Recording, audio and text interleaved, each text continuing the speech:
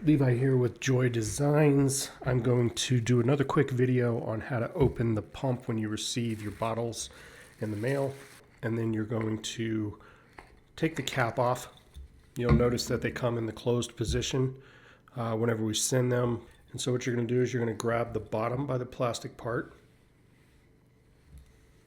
And then you're going to twist the cap in the counterclockwise position until it pops open.